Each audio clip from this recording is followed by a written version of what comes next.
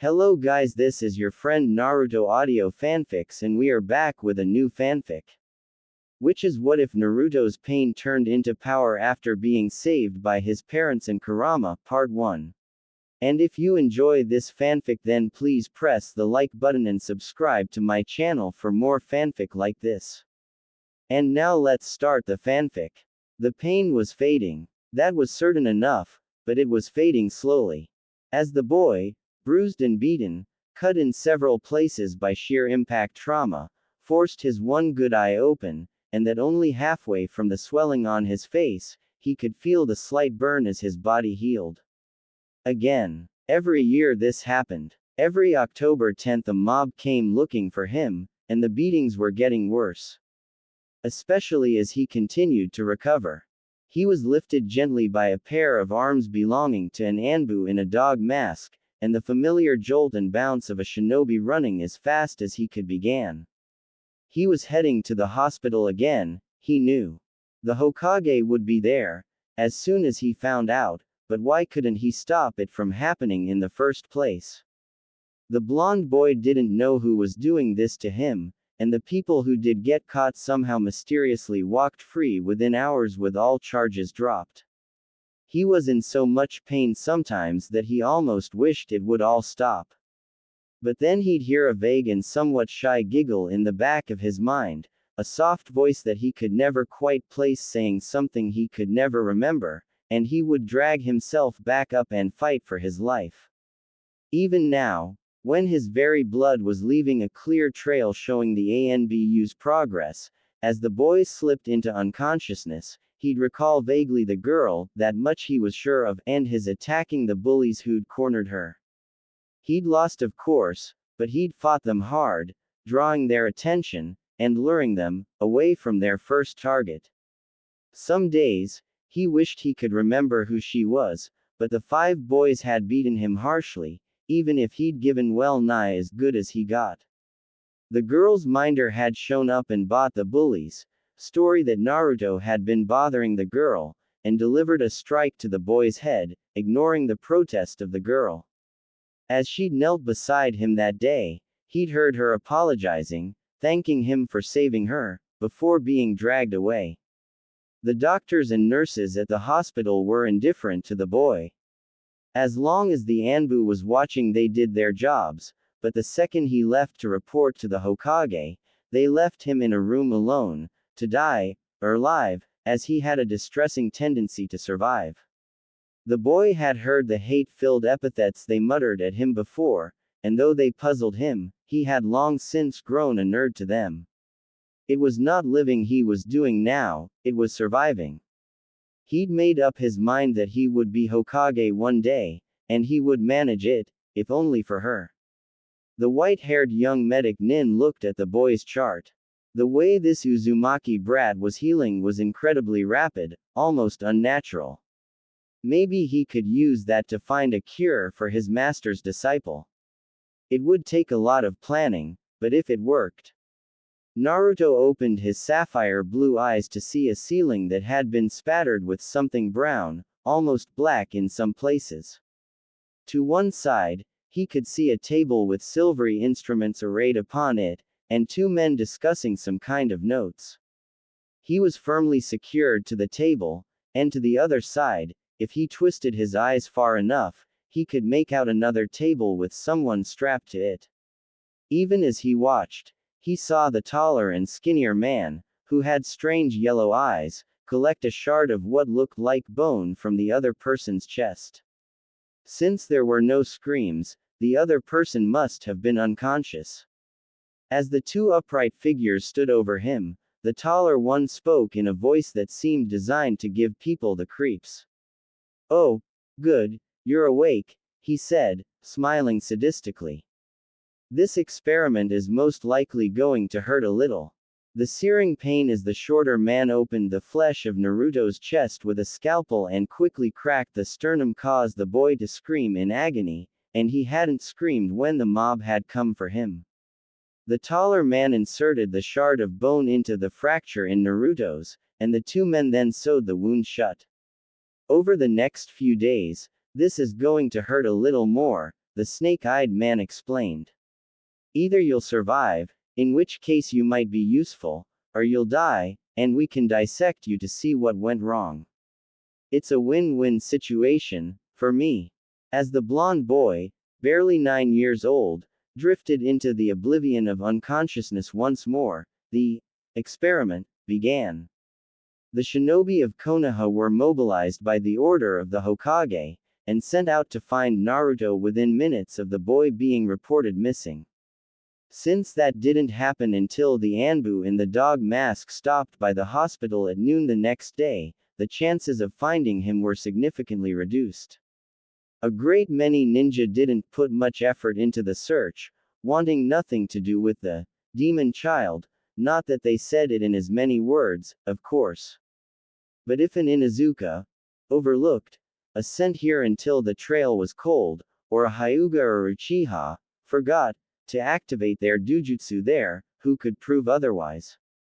And as for the few who actively concealed evidence, well, the root program had been shut down, so they couldn't possibly exist, could they? The boy had lost track of so much time.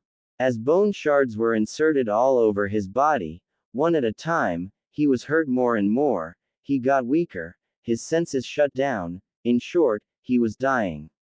The snake-eyed man, called Orochimaru-sama by his subordinates, watched. The experiment was failing. Kimimaro could no longer afford to donate bone shards. If it hadn't been for the blonde brat's marrow, injected directly into his bones, Kimimaro would have been useless long ago. These reports had the brat healing well for the first few weeks, but then his bones had begun their breakdown. At this point, the boy was a burden on their resources. Ironically, much like the Konoha medics, the researchers here relegated the boy to some out-of-the-way corner to die. Naruto knew he was dying. It was hard not to as his hearing dulled, his eyesight dimmed and his sense of smell and taste shut down. The very act of moving too fast was enough to break bones now, and too fast was any motion quicker than a slow, time-consuming crawl. Since he was of little other use, the researchers had attempted to strengthen his failing bones with that silvery, chakra-conductive metal, but with little effect. In fact, the malaise that seemed to be breaking the boy down was corroding the metal implants, breaking them down and whisking them away through his bloodstream. Now all he could do was wait for death. As he closed his eyes one more time, uncertain if they'd ever open again, he saw that vague silhouette of that girl, and wished he at least knew who she was. It had been 3 months since Naruto disappeared. No one was looking anymore, except the white-haired old spymaster Jiraiya. He'd even given up writing to search, a fact that depressed the former Anbu called Hatake Kakashi. But he was the only one allowed to look, by order of the council. It hadn't been a unanimous vote, but for some reason the edict had gone out. The Toad Sage had spent a week lamenting the fact that his information network in his home village was underdeveloped, say rather, non-existent, and had then thrown himself into both building it up and investigating the disappearance. In a move uncharacteristic for him, the legendary super pervert even eschewed his research in favor of these tasks, and did not like the results, or rather, the lack of them. Someone was sabotaging his efforts. The academy took in its next class in another 3 months, and most of the prospective students couldn't care less about this whole mess. A number of them were even glad that the incorrigible prankster was gone. But there was one little girl who looked around shyly, searching for him with her pale, moon-like eyes and quietly crying at his absence. Every day, in the corner of her garden, she would open a bento box and put out enough lunch for a person to eat, remembering a boy who had saved her. It was ironic, in a way, that the very neglect that threatened Naruto's life, the wasting of his bones, led to his salvation. Deep inside the seal on his belly, a seal none had seen, for the boy could not channel chakra yet, nor mold it to any purpose, the Kyuubi no Yoko took note of its jailer's plight. In the boy's weakened state, it was easy to see the seal that trapped the Biju within him, at least from here in Naruto's mindscape, and the effects were going to carry both boy and beast into the afterlife. Spiteful as he could be, the demon fox wanted to live a lot more than he wanted revenge on his prison. Of course, he couldn't reach past the seal to do much without the damn thing triggering.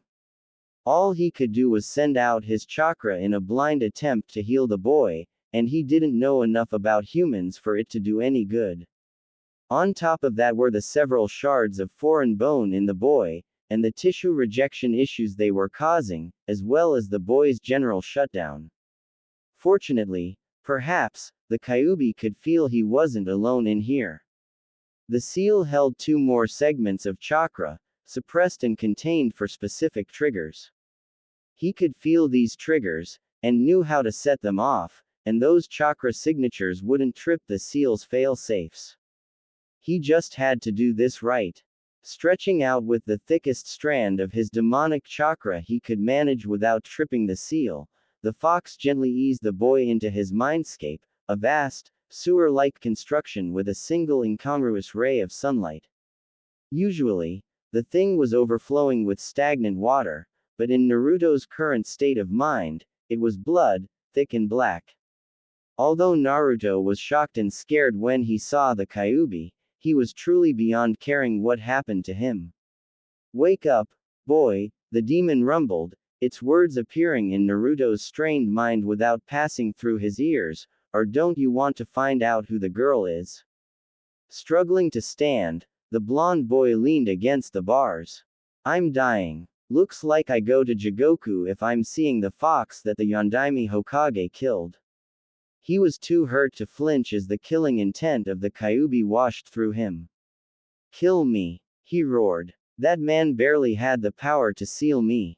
And he was the strongest leader your village had ever seen." Shaking his head, the demon fox pushed his temper aside. Living was more important at the moment. "Boy, if you want to live, you're going to have to pull down that seal.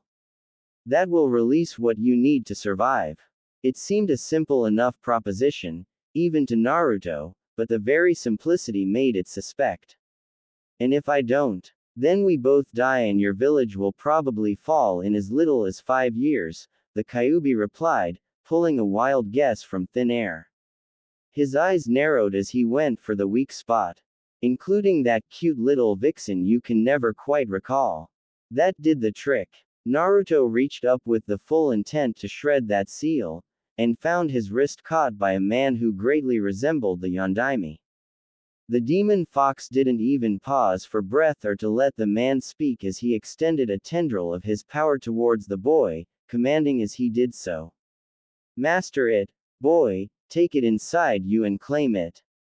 Without thinking, Naruto attempted that very thing, even as a confused-looking Yondaime glared at the fox. The effort smashed the boy's conscious mind deeper into oblivion, even as a red-haired woman appeared. The last he knew of anything was the fox's voice. "We don't have time, he and by extension that means me as well, we're dying. I have the power to fix it, but can't reach beyond the seal, and don't know how. The two of you can, and may just know enough." Had anyone thought to check, they might have noticed the boy sweating and curling into a ball, racked with pain as red chakra surged through him in a curiously controlled manner, supercharging his immune system and laying hold of any material it could use to rebuild him. His senses were rebuilt, sharper than ever, more potent, sight and sound and scent.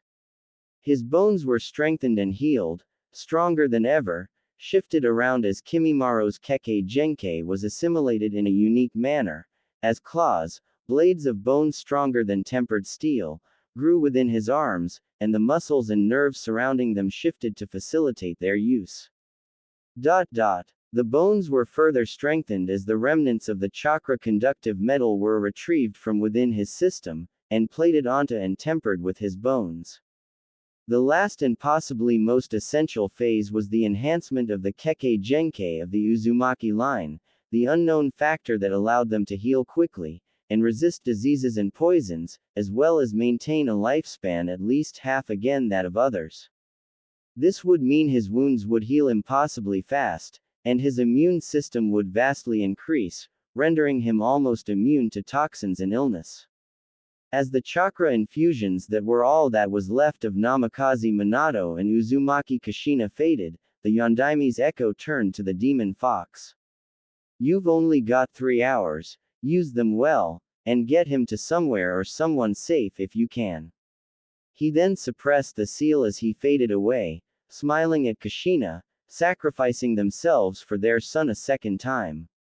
It was perhaps fortunate for Orochimaru that he, Kimimaro and his top spy from Konoha were not present when this happened.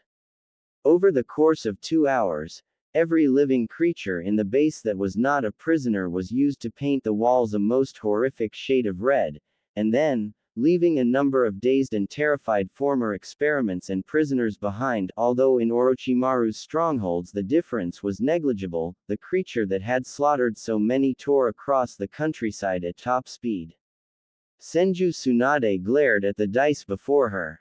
The hard sixes. 6 times, she'd rolled, asking the proprietor if someone might have swapped out her dice for loaded ones. No one else who'd rolled them had managed to score the highest hand in the game. One more time she picked the dice up, all 6 of them, dropping them one by one into the cup, rattling it hard, and casting them. Again, the 6 dice all showed the same face, the circle of 6 dots representing a crown. Pushing her winnings across the table, along with her case of IOUs, she asked a favor of the house. Could you see that these debts get paid off, please? She requested, slightly shocking her apprentice Shizune. If my luck is holding true to form, I may not live to. Gathering the rest of her things, including a purse containing a modest sum, as compared to the massive pile of ryo she'd left inside, she immediately began to leave town, with Shizune pushing herself to keep up, with no idea what was about to happen. The savage creature that was, to all outward appearances, a 9-year-old boy, raced through the forest and the storm as though the very hounds of the hells were at his heels.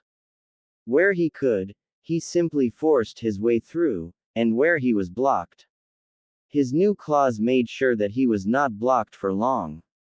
The fox that was riding his mind, guiding him through instinct, could feel the seal beginning to close, and had little desire to collapse for what would be years to him and wake up as a pile of wild animal droppings. So he pushed the boy's body harder, as if by sheer will he could get him somewhere safe, heading by instinct closer to Konohagakure no Sato. When he burst out of the shrubbery onto the road, which he had not expected, he paused for a critical moment as he turned to assess where he was, and heard a pair of voices gasp in unison, and a pig squeal in fear. Focusing on the travelers he'd just startled, or terrorized, whatever word worked best, he saw a tall blonde woman with an oversized pair of, she smelled older than she looked, for some reason, and a shorter black-haired woman with a more modest figure holding a panicking piglet.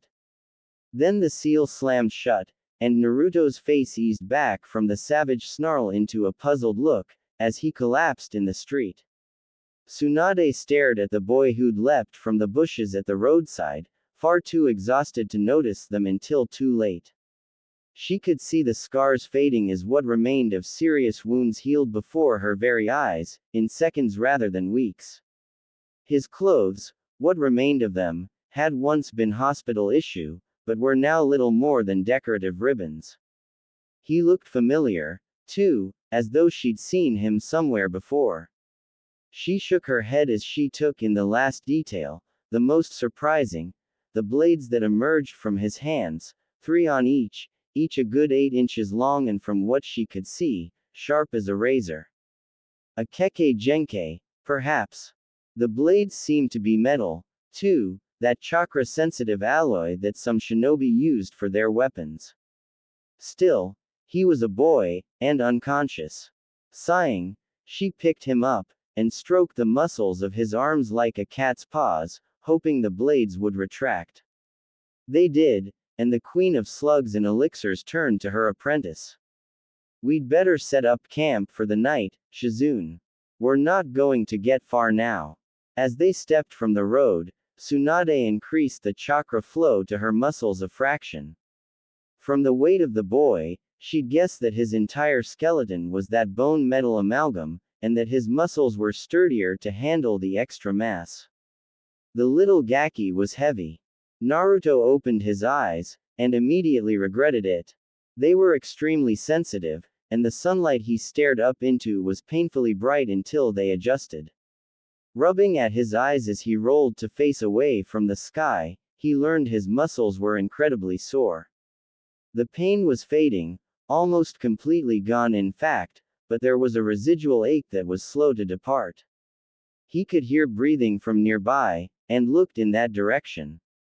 Over 10 feet away, the two women looking vaguely familiar, he didn't have much recall of how he got here, were sitting by a small fire, discussing something in some scroll they were looking at. As he lifted himself, absently noticing he was heavier than he remembered, they looked in his direction. Their voices were incredibly loud to his ears, and he covered both with his hands to filter the noises. The old one who didn't look it smelled overwhelmingly of sake, and the other had some rather acrid scents about her. It looked like this would be quite the challenge. Jiraiya was following a lead. Somewhere out in this direction was one of Orochimaru's little strongholds, and it was in this direction that his meager clues brought him. As he trudged along, he came to a gambling den where he overheard an interesting snippet of conversation. So there she was, all night, casting the worst hands possible at any given time, and she's about to chuck it in as a bad lot when Kurama eggs her into putting everything she's got left on the hard sixes. She goes him one better and calls hard sixes by 7, apparently figuring if she won she could clear her debts, but if she lost, it wasn't like she'd owe us any more. The speaker was a rough-looking gambler type with a case of IOUs and another filled with money, gradually dispensing the latter to the proper claims of the former as he spoke. Please, bear in mind this is the legendary sucker. As the other gamblers chuckled, Jiraiya frowned. Tsunade was out this way as well. That was quite a coincidence. He returned his attention to the gambler's story. So, yeah, Kurama covers it, figuring it's a sure thing, and puts his stake all in. Then she casts them, 7 times. The hard sixes, the ring of crowns, whatever you want to call it. She frowns a bit, and casts twice more. Same thing, and Kurama's about to call her for cheating when she passes me the dice and asks if someone switched them out. Beats him to it. So of course I send them round the table once, and they're just regular dice. Even Kurama gets them, and double checks them. So she gets the dice back and throws again and again and again. Now she's really staring at the dice, glaring at them almost, and she throws her last hand. Hard sixes. She's won, and asks me to see to her debts. Kurama insists she's got to be using loaded dice and points at her as she's leaving, and an extra set of dice falls out of his sleeve. Now everyone sees how suspicious that is, so I pick up the dice on the table and cast. Sure enough they're loaded, for all the ones. Seems Kurama switched them when he was looking them over. So we had Oniyama take him out back to discuss things with him. As the gamblers laughed riotously, the Toad Sage calmly walked away, at least to outward appearances. No one knew better than he how Tsunade's luck ran. If she'd scored such a massive win, her life was most likely in danger. Breaking into a run, he chased her rumored path from the village. Naruto stared at the claws that extended from his hand. After explaining where they'd found him, or rather, he'd found them, they had told him of what they'd seen. He'd always healed quickly, if not this fast, and he'd rapidly learned how to focus his senses, from self-defense if nothing else, but they'd had to help coax the 3 blades from his arm. There was a particular muscular twist to it, and a similar one to retract them, and of course, he had to want them to do so. A moment's testing was all they needed to determine that yes, his bones were all melded with the silvery chakra conductive metal that now laced them. It presented an interesting idea for a shinobi to have weapons that couldn't be taken away from them, but in most such cases rejection issues clouded what was possible. As the three packed up their camp, the older lady, Tsunade, spoke. I can't believe we forgot to ask, Gaki, she apologized, sort of. What's your name? Naruto, he replied, handing Shizune the folded bedding to place in a storage seal. Uzumaki Naruto. He realized, falsely, that these two nice women wouldn't want to travel with him anymore, and sighed as the Sanin lady stiffened, which to his young mind confirmed his guess. If you could just point the way to Konoha, I'll get out of your hair, sorry to bother you.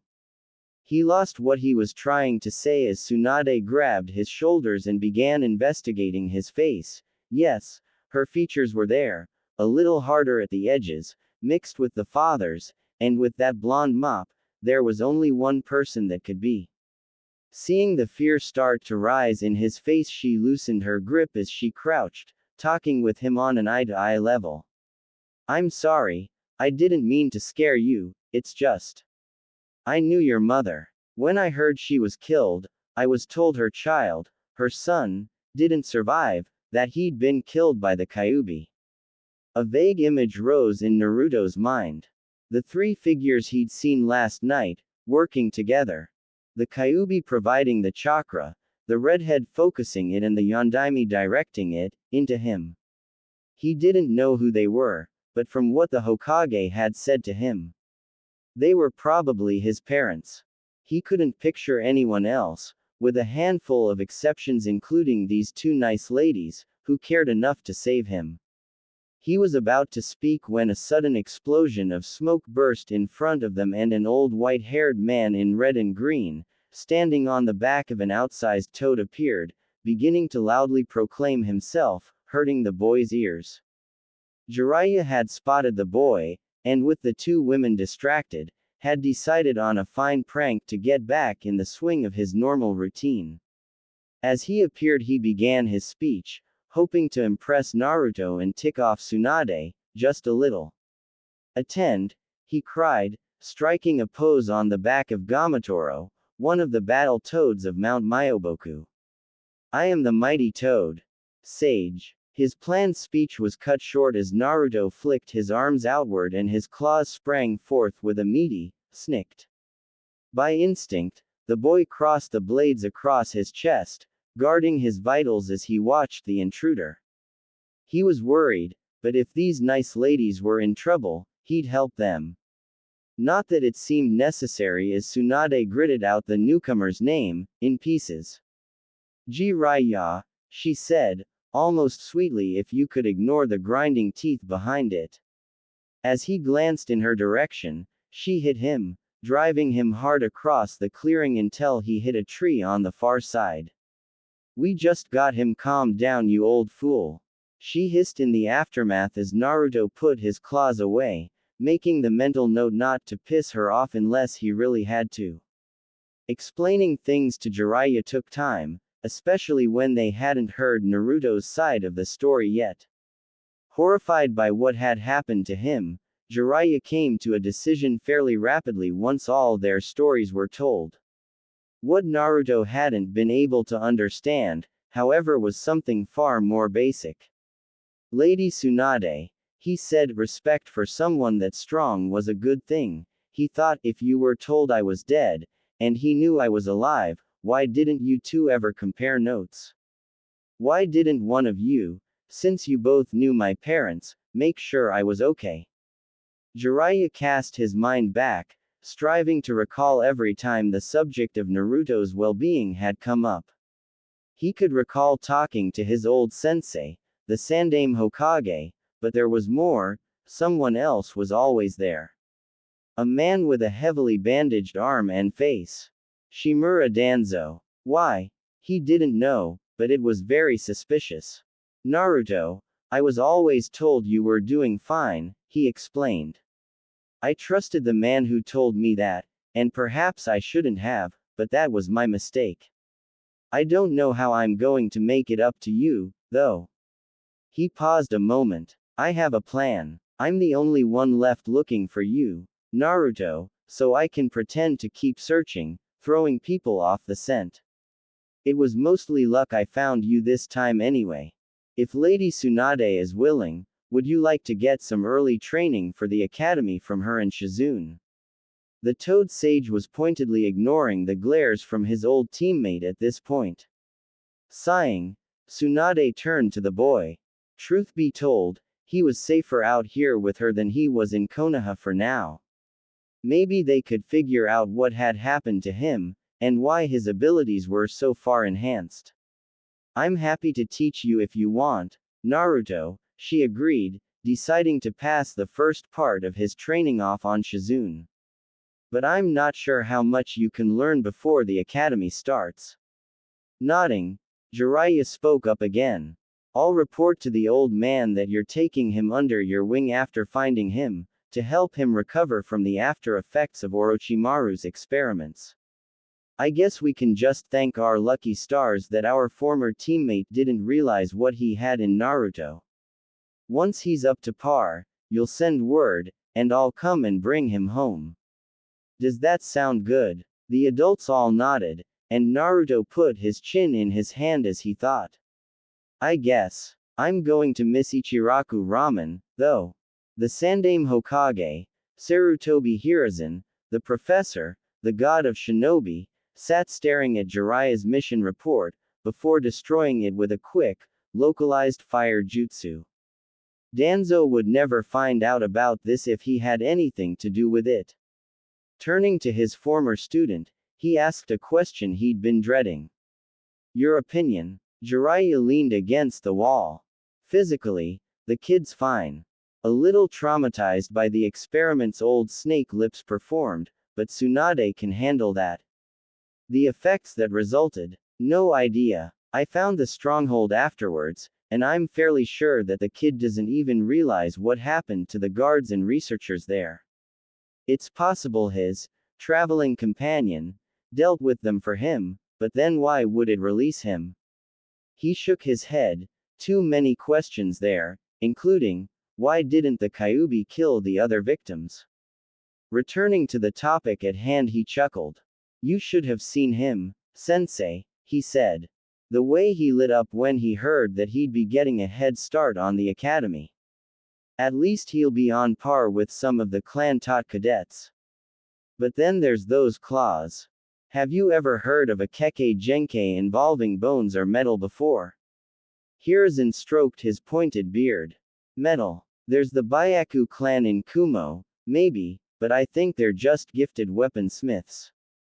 As for bone, there was the Keigaya clan in Mizu no Kuni, but they were wiped out in the bloodline purges. If there's even one left, I'd be surprised. He was even more thoughtful. If this new trait became a Kekkei Genkai, that would mean Naruto had 2 bloodline limits. No one else in Konoha had that. It had been tried, of course, and back in the Nadaime Hokage's reign there had been an ill-fated romance between a Hyuga girl and an Uchiha boy. Sadly all their children had been born blind, so both clans had passed laws, as had the village, prohibiting children from such unions. If anyone found out about it, the blasted village council, the civilian side at least, would try to enforce that cursed CRA, the Clan Restoration Act. Hiruzen thought the end of that acronym lacked a P. They'd slipped it into existence between the death of the Yondaime and his taking the reins again, and he didn't have the support to overturn it, yet. If he could get all the shinobi clans and a few civilians on his side, it would be another matter. Lifting his head, he turned to the window as he spoke. I'm trying to see a way out of this, but I'm walking in the dark, he whispered. His former student grinned. So let's start a fire, he replied. Orochimaru stared at the charred ruins that had once been one of his strongholds. It was utterly destroyed for his purposes now. As he'd explored the facility before putting it to the torch, he had to admit that whoever had done this had a certain flair for decorating. He giggled as he stepped over body parts. From some of the damage, if he hadn't known any better, he'd have sworn that he'd turned Kimimaro loose on the place.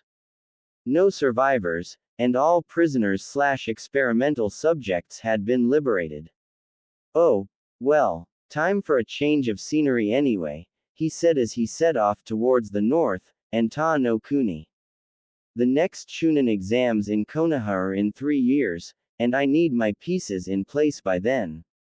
Hinata was miserable. Her father was a strict man, unbending at times, but he'd been forced to it by the deaths of his twin in that mess when she was 3, and then his wife, her mother from complications following the birth of Hanabi, her little sister. The division in the Hyuga clan didn't help anything, either, and even her cousin Neji was disdainful of her weakness. Since that day long ago, she'd secretly spied on the blonde boy who'd taken the beating of those bullies for her, while she wished she'd been able to help him. Even if she'd just distracted one, she felt it would have been enough, that Naruto would have managed to take the other 4 and then. She was interrupted in her musings by her sister's demands to fight her. Hanabi was proving something of a prodigy, and was easily able to defeat her big sister in the sparring matches. Mostly because she refused to accept the gentle touches Hinata used as the nigh-crippling blows they would have been with chakra behind them. The elders seemed to back the younger girl's arrogance. It was almost as if they wanted the children of Hiashi to cripple one another. And Neji had been caught up in a fatalistic display, always going on about fate, this and destiny, that. It was depressing. Even if Hinata were to use the full force of the gentle fist, she knew exactly where that would get her. The elders would accuse her of trying to cripple her sister, and cast doubt on her suitability as the heiress that way. Sighing, she went to lose again. Kakashi stood by the memorial stone, staring at a number of names he knew well, all dead and gone. Namikaze Minato, his sensei, died sealing the Kyuubi, and his wife Uzumaki Kushina with him, holding down the demon fox so he could. Uchiha Obito, his best friend and the source of his Sharingan eye, died protecting his team on a mission that had gone bad. Nohara Rin, his other teammate, a strong medic nin and a girl he might have married, died at his hand rather than destroy the village when the Sanbi that was sealed into her broke free. There were many others. He dreaded having to put the names of cadets up there, but it happened. The Hokage had asked him to assess graduating teams with an eye towards shinobi work, and he knew that he would accept nothing less than the best. Looking at the 2 bells in his hand, he set off towards the academy. The weeks passed slowly, and Naruto grew stronger. His teachers had introduced him to chakra manipulation, and he'd taken to it like a duck to water. Reading and writing lessons saw him more reluctant, but Tsunade had made him a deal, get it all to her standard by the time they got back to Konoha, and she'd buy him all he could eat at that Ichiraku ramen place. So the blonde knucklehead was motivated to study. As the lessons progressed, he found his chakra control was iffy. His massive reserves were the most likely cause of this, he was told. It was like the difference between damming a creek and damming a river. You needed more for the river than the creek, so his progress there would be slow. It might take years to master, and they had other lessons. His control wasn't fine enough for medical jutsu, so they taught him what they could of the basic procedures of emergency medicine that didn't need his chakra. While Shizune started him off to find a taijutsu style that suited him, preferably one that adapted well to his claws, and left room for his potential Kekkei Genkei, if he turned out to have one, but those claws hadn't come from nowhere. Tsunade researched his changes as best she could. Naruto learned a lot from the 2 medical kunoichi. Jiraiya visited on occasion, when he happened to be in the area, and he started Naruto on the basics of what he said was his father's specialty, not that he mentioned him by name. he told the disappointed boy that only 3 people had the right to tell him, and he wasn't one of them. Fuinjutsu, the art of sealing. It was a lot of theory, involved math, and the study of symbols, but by the time Naruto returned to Konoha, he could manage a small storage seal. Naruto began to suspect that his abduction may have been the best thing that ever happened to him, and then he remembered the pain. Not even the village's annual mob had inflicted anywhere near that level of pain and agony upon him. Jiraiya looked on as Tsunade counted out the boy's share of the group's cash, which she then placed in a storage seal that he put in a pocket. Jiraiya looked at the boy's loud orange outfit, too, and shook his head. Do you really think it's possible to be stealthy in that outfit? He asked. The outfit in question was a pair of pants and jacket over a mesh shirt. I mean, really, kid, orange. Naruto had had time to think on this one. What color's a tiger? Arrow Sennin. He'd caught the old man writing one night and peeked over his shoulder. His cry of lost innocence had brought the other Sannin and her apprentice running, shortly before Jiraiya decided he should be running, and the nickname had been coined. And stuck. As the boy waved goodbye to Shizune and Tsunade, the Toad Sage paused to think. That dark blue on the jacket, the black undershirt, even the lines on the pants, all served to break up the orange outline. On top of that, from what he could see, the outfit was reversible. Damn it, he cursed to himself. The boy was right. Oh, he was going to be a real menace. He'd have to listen to his new network in Konoha very closely, just to hear about the pranks. Hinata sat on a bench just inside the gates of Konoha, well within the view of the gate guards and her minder for the day, a branch family Hyuga by the name of Ko. She wasn't happy about the man, who seemed determined to deny her enjoyment in anything. It had been he that had struck a certain boy in the head for daring to defend her from bullies, and he'd smiled as he did it, knowing the boys had been lying. As it was, she was practicing with her Byakugan, gradually building up how long she could hold it active for, and counting the birds in the trees beyond the gates. Thus it was she who first saw the approaching pair, an old man with spiky white hair, and a boy with spiky blonde hair. They were playing some kind of word game as they walked, at the same time bouncing a ball back and forth between them. As her vision focused in closer, she saw the features of the old man, but couldn't recognize him. The boy on the other hand. Naruto was back. The Hyuga heiress went bright red and fainted, and he wasn't even in the village yet. Hyuga Ko was watching his charge as she practiced the bird counting exercise, a task for children that Hinata was only 9 meant little. She was the clan heiress, and should be better. On seeing her blush, and faint, he activated his own Byakugan. There was only one situation that provoked that kind of reaction from Lady Hinata, whenever that demon fox boy was near. There, outside the gate, with that old man. Seeing that his charge was unconscious, and the gate guards were 2 men he knew had no love for the Kyuubi brat, he spoke to them. That demon's coming back, he's out there now. I'm going to stop him. Want to help? 2 quick nods and the impromptu assassination squad assembled, stepping outside the village and vanishing. The old man had to be distracted, and that was the task before Kurai, the younger of the 2 guards. The older, Hattori, was the lookout and backup in case something went wrong. As they closed in, the plan started out perfectly. Kurai stepped out and threw a smoke bomb, and the old man moved after him, having let his guard down this close to Konoha, not expecting a threat from inside the village, which he should have. Was he slipping in his old age? It was then that Hyuga Ko made his attack, a kunai in each hand. The boy had limited strength and leverage. He might have been able to hold back 1 arm, but certainly not 2.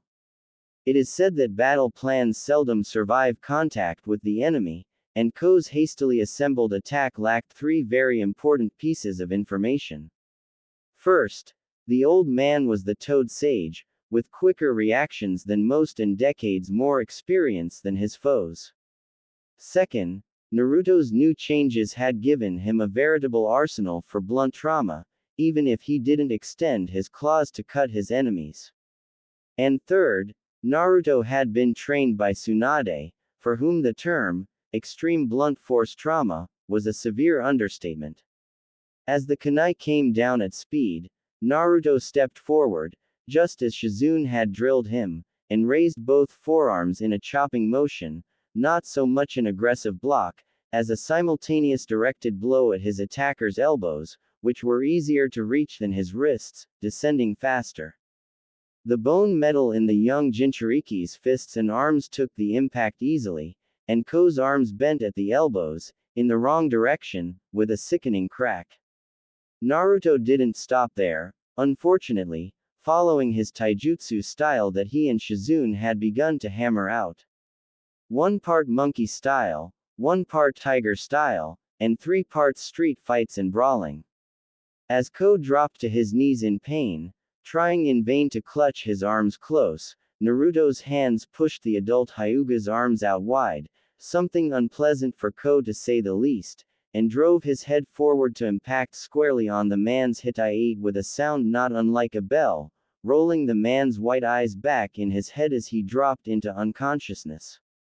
Jiraiya had rounded up the derelict guards and strode into the village with one on each shoulder, even as the blonde boy dragged his opponent into the village. It was a pity he hadn't mastered Lady Tsunade's strength augmentation yet, or he would have thrown the man. Naruto had a vague image of him in his head, and a dislike bordering on hatred. Leaving the securely bound gate guards and the incapacitated Ko, who later needed minor surgery to remove his hitai from his forehead, Jiraiya pointed at the nearby bench with its unconscious occupant. Naruto, you wait there while I go report this, he ordered. Naruto nodded. The difference between serious Jiraiya and regular Ero Sennin was something the two of them had hashed out in short order. Keep an eye on the girl and the gate. If an invasion occurs, ask yourself what I would do. The 9-year-old boy grinned. Pick up the girl and run. He cheeked, startling a laugh from the old man, even as he sat beside her, noticing her scent. She smelled of a garden and sunlight, he decided. It was a good scent, one he'd remember. Shaking his head, Jiraiya leapt to the rooftops and went to report. The bench was a comfortable place, and Naruto was not hard tasked by Jiraiya's directives. His thoughts wandered back to the first few days after Tsunade and Shizune had taken him in. At first he'd been fine, but then the nightmares would set in, and the snake-eyed madman would come back for him, with a set of scalpels and a giggled, "Can't have you running around with my property, now can we?" And as the knives made their first cut he would wake from the horrors and tremble, a cold sweat covering him as he cried, screaming, "Why? Why did he do this to me?" It had taken Tsunade and Shizune both a long time to get through to him. There was no way they could tell why Orochimaru had done this. He was insane, and obsessed with collecting jutsu, and the Kekkei Genkai were, by definition, jutsu he couldn't have. So he wanted them even more. It was Tsunade's words that made the most sense to him though. If Orochimaru could be understood by us, truly understood, that would mean either we were as mad as he is, or that he was sane. Since he obviously isn't, maybe it's a good thing we can't understand him. He still had the nightmares, but they were less frequent, and he rarely woke up with his claws ready anymore.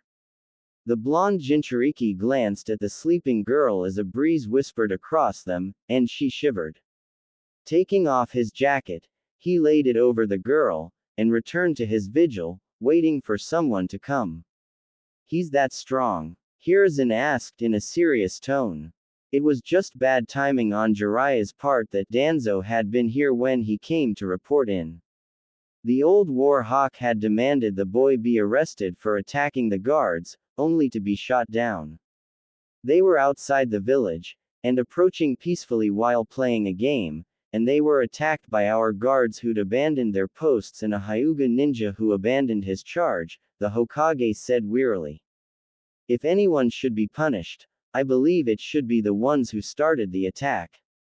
He waved away Danzu's advice. So where is he? Jiraiya snorted. As if I'd leave the gate unguarded. He's down there keeping an eye out for us, and watching the Hyuga girl sleep. I'd get us some trusted Anbu and new guards down there quickly, were I you. Hiruzen nodded and rang the bell by his desk. His assistant poked his head through the doorway. I need Cat's Anbu team down to the gate, with a new set of guards.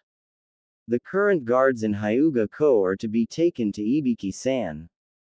Then send for Hatake Kakashi, please, the Hokage said, and the other man nodded. Turning back to Jiraiya he went on, only to stumble to a halt. You'd best get back to Naruto, he trailed off, for Jiraiya had obviously anticipated Hiruzen's orders. Hinata was warm, and felt safe. She didn't want to open her eyes in case she had only dreamed that the boy who'd saved her was back, after 6 months of absence. She could however hear the argument that was going on as she sat there, with someone's jacket over her. That alone convinced her that Naruto's return was real. She couldn't think of anyone, not even Neji, who would put their own jacket over her simply because she was sleeping. Cracking one eye just a little, she could see her cousin, looking angry, as the blue-eyed boy stood between him and Ko. Why was her minder for the day lying there trussed up like a chicken? She began sorting through the angry noises her cousin was making, to get the gist of the fight. Neji was in his 2nd year at the academy, as opposed to regular schooling, and was trying to assert his non-existent authority from that. Naruto, at least she hoped it was Naruto, was having none of it. I was told to wait here and watch what's going on, he said, a little irritated by the older boy. It took me 10 minutes to set that fool's arms, and I'd rather you didn't cause my prisoner any more pain until after he's in tea and okay. The blunt nature of the words seemed to aggravate the Hyuga boy's sense of superiority. As if you could defeat a full-grown shinobi, he sneered, and again reached to release the wires. Naruto once again slapped Neji's hands away from Ko. He underestimated me, and didn't have anywhere near as much surprise as he thought. And if you do that again, I'll stop holding back. Neji paused as this boy, a year younger than he if he was any judge, made that threat. He was beginning to learn the real intricacies and art of the gentle fist style, and was already being praised as a genius, so he didn't feel threatened by anyone, and feared only those who were obviously better. What do you mean, holding back? He demanded, even as they were attracting an audience. Hinata had seen them all, children around their own age from the academy, and those who would be starting this year, gathering to watch the event. She straightened on the bench, and finally noticed the color of the jacket covering her. It was orange, with a red spiral in the center of the back and a white one on the left shoulder. It was Naruto. So startled was she, that she nearly missed Naruto's response. It was simple, but definitely effective. He turned and hammered his fist against a heavy wooden post, driving an imprint of his fist into the hard wood with an odd ringing sound. As the others watched the post, staring at the shape of Naruto's hand, she followed his motion. The impact was indeed impressive, but she saw the blonde boy wince as he shook his knuckles, even as the split skin mended. She saw it. Hitting the post had gotten his point across, but she could see it hurt him. Even as she stood, attracting the attention of her cousin and Naruto, the Anbu arrived, with a new pair of guards to take over the gate watch. Behind them was the toad sage who waved the blonde over. Hey, Naruto, he yelled, startling everyone except Hinata as they finally recognized the long-absent prankster that had finally returned. As they stood and stared, realizing exactly who he was, Naruto rubbed the back of his neck absently. That was the mannerism that cinched it. He looked a little different after his ordeal, and it took an old gesture to convince the other ninja cadets of his identity. Although Hinata had recognized him from the start. Hi, guys.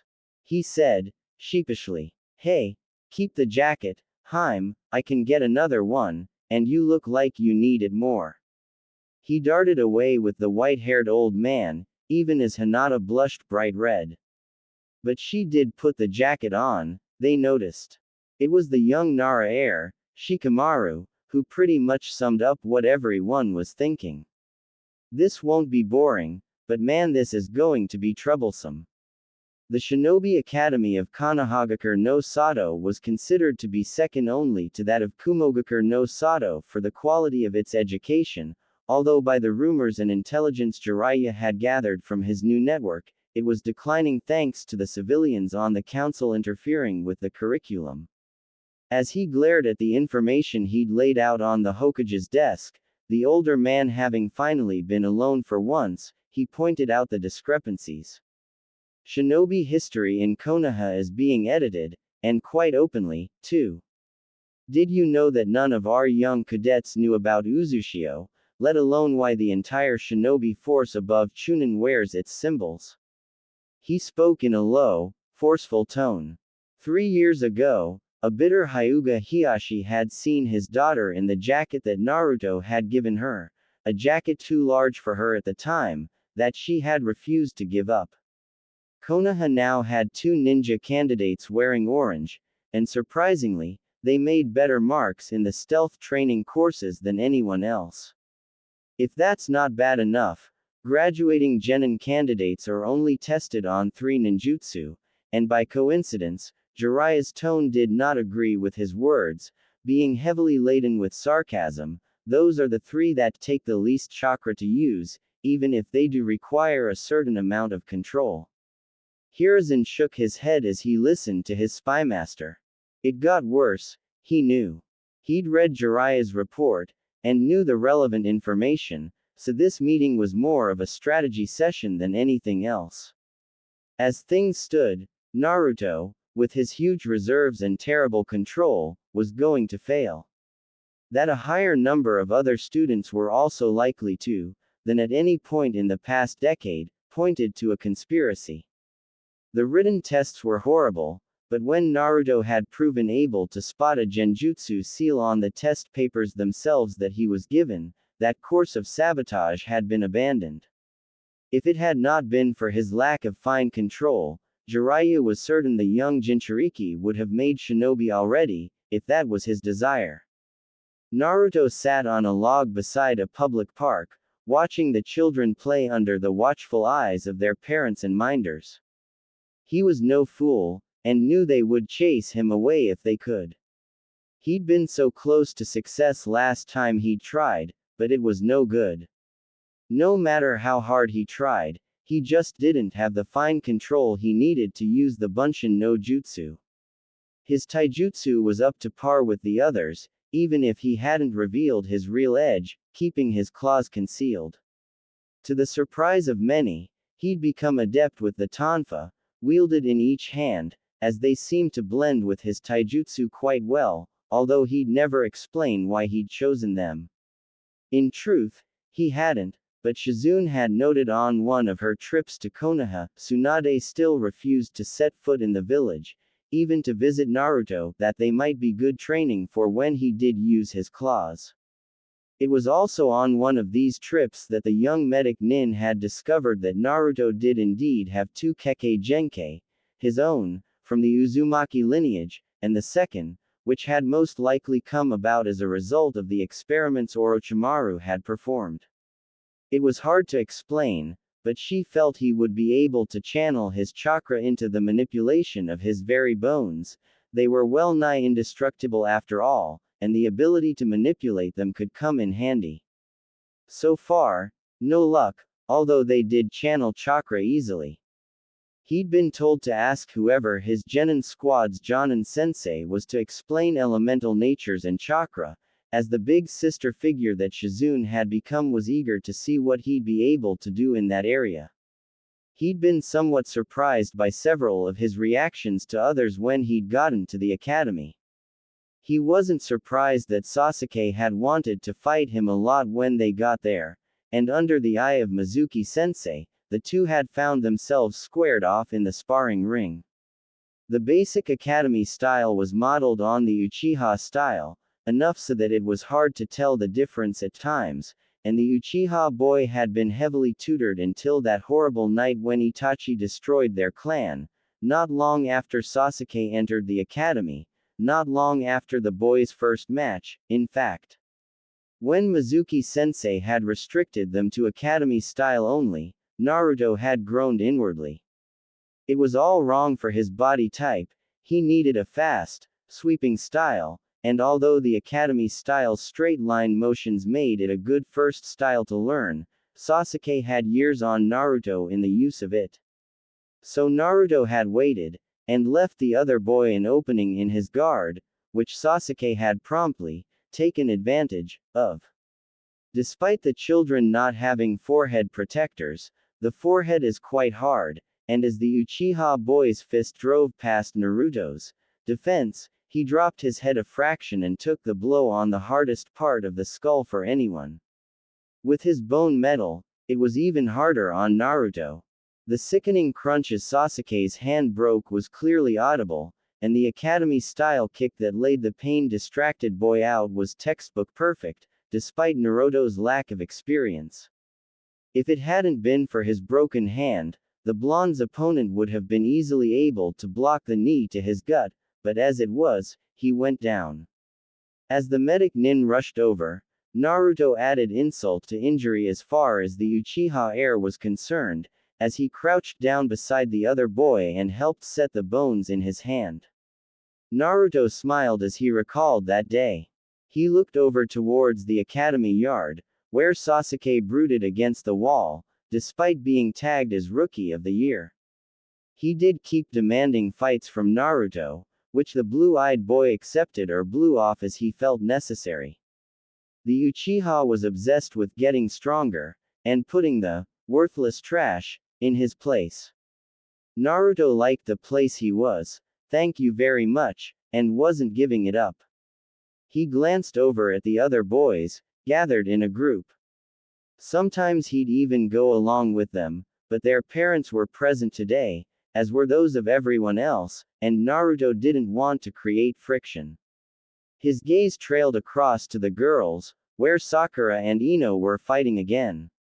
Before he'd been abducted, here he shuddered, a nightmare had hit him hard the night before, and he'd woken up, claws out, screaming, not her. Never her. Although he couldn't remember any of the dream except that Naruto had been drifting towards the pink-haired girl, but the moment he'd set foot in the classroom had put paid to anything like that, as the banshee screech the girl had apparently perfected against Ino had caused his highly sensitive ears some major pain.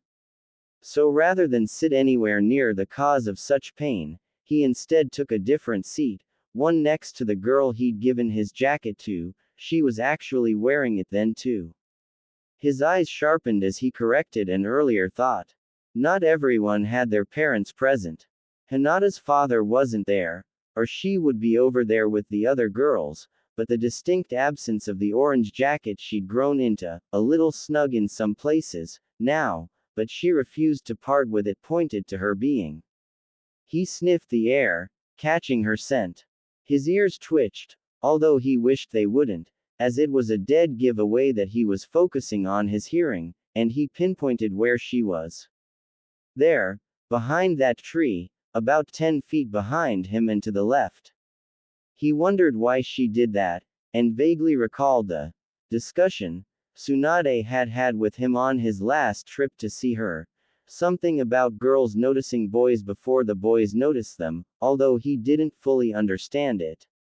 Still, the academy years had been good, and he'd made a few friends, to an extent, and learned a lot. Tomorrow was the last day before Genin exams, an event he dreaded. Hinata, for her part, was a clever young girl. She'd managed to fight off fainting in Naruto's presence when he'd sat beside her that first day in class by remembering that she was already wearing his jacket, even if she was certain he didn't fully understand what he'd done by giving her those symbols. In Konoha, it was becoming widely assumed that the symbols simply meant you were a Chunin or higher shinobi, but as part of the Hyuga, she had learned of their origins, and further, she knew what the laws surrounding clan symbols were, especially those ones. The Chunin and Jonin were permitted to wear the symbols as a sign of honor and respect, but the only others who could wear them were members of those clans. Much like the Uchiha fan becoming the emblem of the village's police force, the spiral symbolized an alliance that went back to the founding of Konoha itself. The fact that he'd given her the jacket, if he'd been aware of the full connotations, would have been a major cause for celebration, to her at least, and her family had been reassessing their position on her since she started wearing it, but she'd come to a painful decision. Before they were assigned to genin teams, she'd have to explain the symbols, and return the jacket when he found out that handing over clan symbols like that could mean he was proposing to her. The next afternoon saw Naruto seated on the swing, listening to the triumph and spite in the hate-filled voices of most of the parents as they nearly basked in the failure of the demon. He didn't miss the smirk on Hyuga Hiyashi's face either, as he approached Hinata and spoke softly. The girl looked about to cry, which for some reason made the blonde angrier than any number of direct and slanted insults could. He pushed that aside to think about later.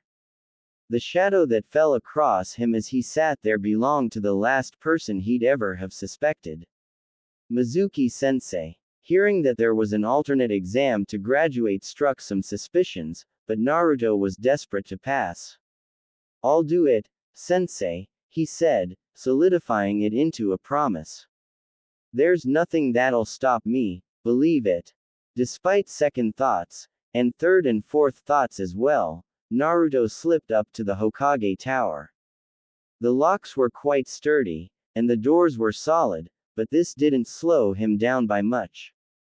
To all outward appearances, the door was still locked, but swift work with one of his claws through the keyhole had totally ruined the lock as a means of keeping someone out. As he stealthily moved through the halls, Naruto was thinking hard. If this was a test, then why the forbidden scroll in Hokage Tower? Surely there were better things to steal for such a test. And although he wasn't the dead last, by any means, that honor had fallen to Inuzuka Kiba, who seemed to feel he could coast by on the efforts of his partner Akamaru and the natural talents of the Inuzuka. Naruto was not the fastest to learn about new jutsu, so setting that part of the test was obviously meant to pin him down in one place. Out in the forest beyond the walls. Yeah, right. The more the blue-eyed Jinchuriki thought about it, the worse he suspected that something was up. His earliest teachers, Shizune, Tsunade and Jiraiya, had never mentioned this test, nor had Iruka-sensei, who despite his firm, no-nonsense attitude, seemed to genuinely like Naruto, although not the ramen bill the boy had run up the one time he'd made the mistake of saying, "All you can eat." Most people only said that to Naruto once. So why? As Naruto disabled the security seals surrounding the scroll, he made a decision. He'd sit here and read, learning what he could, until the Hokage showed up, and explain it to him. Maybe then he could figure out something to do. Outside the tower, the Hokage was talking with his son Asuma over tea when the bandana-wearing Chunin sensei ran up to him. Tuji Mizuki, he thought it was, but the man's words paralyzed the village leader. "Hokage-sama, it's Naruto," he gasped out, and Mizuki was a good actor. Orochimaru's spy had contacted him about getting hold of the scroll, and felt that the demon brat would be a bonus. So that was his motivation. He's stolen the forbidden scroll of seals. The chaos that ensued was immense, and as Hiruzen gave orders, he was already in motion, heading for his office. Giving the final instruction that Naruto was to captured alive and unharmed, instructions he'd felt bore repeating, he stepped into his office and closed the door. It took you long enough to get here, Gigi-sama, said Naruto, startling Hiruzen for a few more years off his lifespan. The old man was sure. I got bored, so I figured I'd do a little reading while I waited. As the Sandaime Hokage turned, he was greeted by the sight of Naruto sitting in his chair, behind his desk, with the forbidden scroll of seals, the village's repository of kinjutsu, open before him. As Hiruzen's eyes widened, he noticed something else, something that only long experience had enabled him to spot. You're not the real Naruto, are you? He asked, although it was more a statement to confirm what he already knew. Nah, the Naruto look-alike behind the desk agreed. My original felt he could learn a technique better here in your office than shivering in a shack out in the forest, but he didn't have time to learn more than one jutsu before Mizuki-sensei was supposed to meet with him. So he put the scroll on his back, used the Kage Bunshin no Jutsu, swapped the scrolls and left for the meeting, with me guarding the real scroll, not that anyone bothered checking on it, and I got bored waiting so I started reading. Although I had to look up about chakra nature and affinities, and I still don't understand it properly. Oh, and I was supposed to bring you up to date on why this is happening from my originals, end of the matter. Iruka reached the shack to find Naruto sitting there, the scroll on his back watching the forest. Seconds before the Chunin had gotten there, the shadow clone in the Hokage's office had dispersed itself, returning all the knowledge it had gathered to him, including the Hokage's approval for his little trap, but he could smell Mizuki approaching and hear the man moving through the shrubbery, and didn't have time to explain. He quickly gestured to his sensei for silence, and waved for him to hide himself, his eyes pleading silently for the Chunin's trust. Yumino Iruka liked the blonde boy, and thought he had huge potential as a shinobi, Kage-level potential, in fact. While all his fellow teachers scoffed at the thought of the boy reaching that level, Iruka believed he could really do it, and wanted to help. When the word had gone out on the theft, he had immediately started out after the boy, hoping to convince him not to follow this path, and now he'd found him, only to find that something was definitely out of place. Trusting the boy, he hid himself in a nearby tree as his fellow teacher arrived, and he remembered that Mizuki was supposed to have been the one to have discovered the theft, but how? Mizuki wasn't supposed to have access to the Hokage's office if he wasn't sent for. Iruka paid close attention to the goings-on below. There you are, Naruto, Mizuki said as he stepped from the shadows of the trees. How did you go? Learn any of them? You got here too quick, Mizuki-sensei, the 12-year-old replied. I haven't even opened this scroll since I got here. Do you think you can give me a few tips? The traitor smirked. Apparently, the brat had had a harder time getting the scroll in the first place, and on top of that, hadn't figured out any of the jutsu, or set off any traps on the scroll itself. A pity, but surely his benefactor could get past them. I'm sorry, Naruto, but that was your last chance, he sneered. After all, you have two options, hand over the scroll and come with me, or be executed for betraying the village, as you should have been 12 years ago. Above them, Iruka almost sprang out of the tree, but hesitated at the look on Naruto's face. It was the very picture of confusion, but it was only a picture, it didn't go any deeper than the surface. The Chunin tensed, ready to act, but continued to wait. I don't understand, the boy said. Why should I have been killed back then? As Mizuki drew breath to answer, and as Iruka prepared to attack to stop him, Naruto looked Mizuki square in the eye and spoke before he could. Don't you realize that would release the Kyuubi from its prison?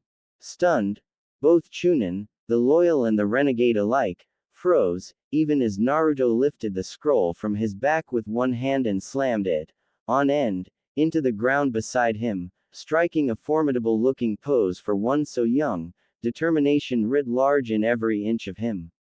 "I know about the fox sealed inside me, sensei," he stated, and Iruka knew these words were aimed, not at Mizuki, as the renegade may have assumed, but at him. "I am not the Kyuubi, but its prison, its lock and its key.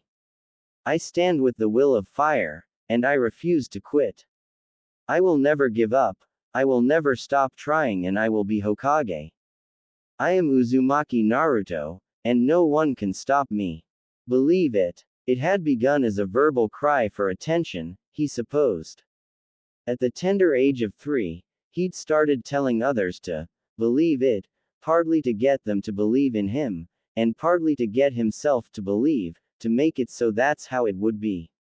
Now, it was a firm and solid commitment, an oath to complete what he set his word to. It was fierce, it was proud, and it was unshakable. Intimidated by a 12-year-old boy, Mizuki lost his temper. "And who's going to stop me, brat?" he roared, hauling one of his outsized shuriken from his back and hurling it at the boy. "A dead child, a brat who shouldn't even exist. Give up and die." Iruka was too far away, and even by pushing his chakra through his legs for extra speed, couldn't stop the shuriken, or even intercept it. It didn't stop him trying, though, and so he got a point-blank, front-row center view of Naruto blocking the shuriken's path with the forbidden scroll of seals, which then puffed out of existence like a shadow clone, leaving Naruto holding the shuriken upright like a shield, and glaring at Mizuki through the hole in the middle. "Your first mistake," he told the slack-jawed renegade, "was forgetting that I've been trained, a little, by 2 of the Sannin. If there was another way to pass the genin exam, they'd have known. Your second mistake was in thinking I wouldn't ask Hokage-sama about it when he showed up in his office, despite your instructions. The whole test would have to have him know about it, as you described it, or it couldn't be real." Naruto tossed the shuriken aside and brought his hands together into a special hand sign, the fingers of one across the other. "Your third mistake was betraying the village at all. It makes me furious that you thought I would go along with it." Channeling his chakra, he called out, "Taju Kage Bunshin no Jutsu." And the clearing and trees were filled with what seemed to be hundreds of Naruto clones. "And your last mistake was in thinking I didn't learn anything from the scroll, when all I said was I hadn't opened it since I got here." As the many clones cracked their knuckles and advanced on him, a very pale, sweat-covered Mizuki began to scream, and the screams rang out across the forest for quite some time. It was a much more subdued, as well as bruised and beaten, Mizuki who was only too happy to go peacefully with the Anbu who arrived to arrest him, and although he would survive Ibiki-sama's interrogation, even if his legs never quite healed properly. Oops, he would be stricken with panic at the sight of anything orange for the rest of his life. As Hiruzen arrived to speak with Naruto and Iruka about the events of that night, the blue-eyed Jinchuriki rubbed at his neck as the gibbering traitor was taken away. "I think I went a little overboard," he remarked, as the Anbu commented on Mizuki's injuries. "What did you beat him with, kid?" one of them, in a monkey-style mask, queried. In response, Naruto held up his hands, and then pointed at his forehead. "Damn. Next time use something like a club, kid, he's got all sorts of broken bones all over." The boy waved it off. "I made sure not to hit anywhere vital," he said, and turned to the Hokage, who had finished taking Iruka's report. The old man looked at the boy, and saw his parents. They were there, in his face, his stance, his very attitude that screamed at the world, "Here I stand. Come get some." He reached into his sleeve, and smiled as he withdrew the hit I ate therein. "Uzumaki Naruto," he said, deliberately, with the ranking Anbu and Iruka as witnesses. "Konohagakure no Sato thanks you for your service in unmasking the traitor Tsuji Mizuki. As this mission required you to fail your genin exam, and with the evidence before us that you are capable of such jutsu as are required, I hereby raise you to the rank of genin on my authority as Hokage. Congratulations, Naruto. He paused and then continued once Naruto had calmed down a bit. This task will be credited to you as a low NB rank mission, but is to be held under strictest confidence from any except your Jonin sensei and teammates. You may say you were under special orders, but not what the mission was until released to do so. Do you understand? Naruto was suddenly all business, rather than his usual self. He would probably always have problems stemming from his time as Orochimaru's captive, and as now, they would crop up as cases of extreme seriousness, beyond what anyone his age should have to endure. Hi, Hokage-sama. I understand. The dawn was breaking through the windows of his office as the prospective Jonin sensei entered with the forms to assemble their requested teams. As he looked them over, he placed his hands together in front of his face, steepling his fingers as he gave the official version of the previous night's events to the Jonin assembled before him. In the silence that followed, the Hokage then went on. This means that there shall be 10 teams from this year's crop of genin, and one of them will have Uzumaki Naruto. Any questions or comments? Hitaki Kakashi cleared his throat. Despite my history, I would like to avoid having him on my team unless absolutely necessary, he said. I hold no grievance or grudge against the boy, he's as gutsy as they come, if a bit of a knucklehead. However, I am certain that the village council will insist that I train the Uchiha heir, and from what I've read, they get on like a house on fire. Yuhi Kurenai paused as she ran that thought through her mind. Wait, she said, isn't that a good thing? Kakashi stared at her with that one eye of his, smiling. Have you ever been in a house that's on fire, Kurenai-san? Flames, destruction, panic. I don't want to have to paint you a picture. He chuckled. I don't have enough red. The discussions were easy enough, and quickly dealt with. In some cases they were easy enough to deal with, as the teams balanced out nicely, but when it came down to it, Kurenai was less than satisfied. Lord Hokage, not to question you, but why is my request for a tracking team being turned down? She was looking at the names on her list with a pensive frown. Hiruzen glanced again at his notes. It isn't, he replied. It seemed a straightforward thing to him. Team balance and personal quirks, as well as certain traditions, were taken into account, and he'd assigned the teams as impartially as possible. Then why is Inuzuka Kiba on Team 7, instead of Team 8? His sense of smell is a key factor, as is his canine partner, she said. I also don't believe any good will come of having Hyuga Hinata on the same team as Uzumaki, either. She has a crush on him, and can barely remain conscious in his presence. The Hokage again looked over his notes. Reports from the academy place her as improving in that regard. The constant exposure to her friend seems to be improving her self-confidence by leaps and bounds. Are you saying that's a bad thing? Again, Kurenai gathered her wits and argued. When Uzumaki failed the academy test, she began. At my orders, the Hokage reminded her, lying through his teeth. Hi, Hokage-sama, she responded automatically, but struggled on with her argument. That automatically made him the dead last of this year's group, so he should be paired with the rookie of the year, for balance. Inuzuka Kiba should be on my tracking team, as his tracking abilities are superior to Uzumaki's. Hiruzen filled his pipe and lit it, savoring a couple of puffs of smoke as he pondered how to answer. He wondered why Kurenai was so set against the boy being in her team, and recalled her protectiveness toward the Hyuga girl. Was it as simple as that?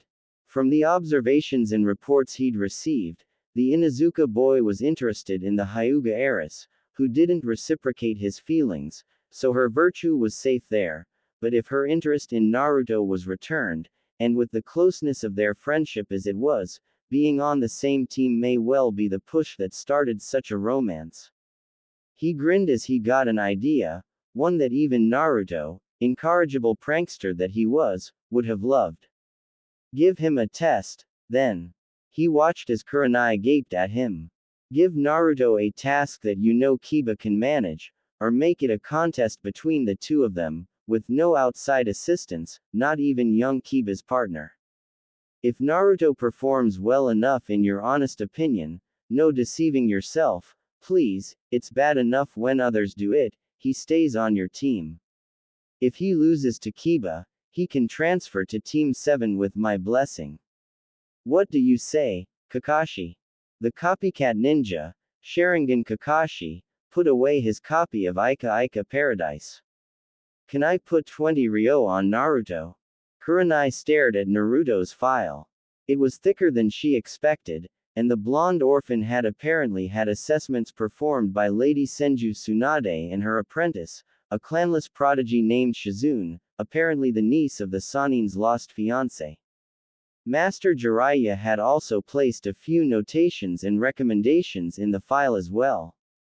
The veteran Kunoichi, as reluctant as she was, knew better than to set a task she knew was unfair, and was carefully flipping through the file before she and Kakashi went to meet their genin teams. The first page detailed Naruto's academic grades, which were better than others might have thought.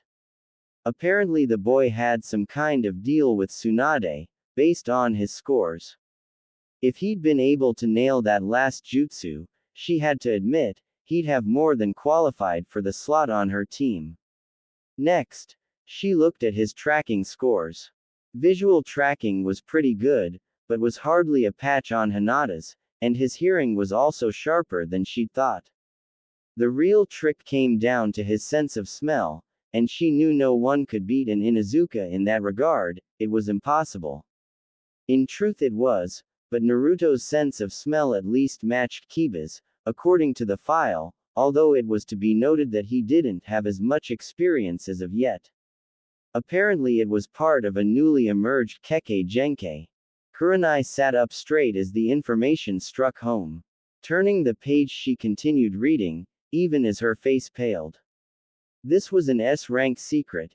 If word got out that Uzumaki Naruto had 2 Kekkei Genkei, the village council would slap him into the CRA faster than you could think it, and that would definitely be a Clan Restoration Act problem.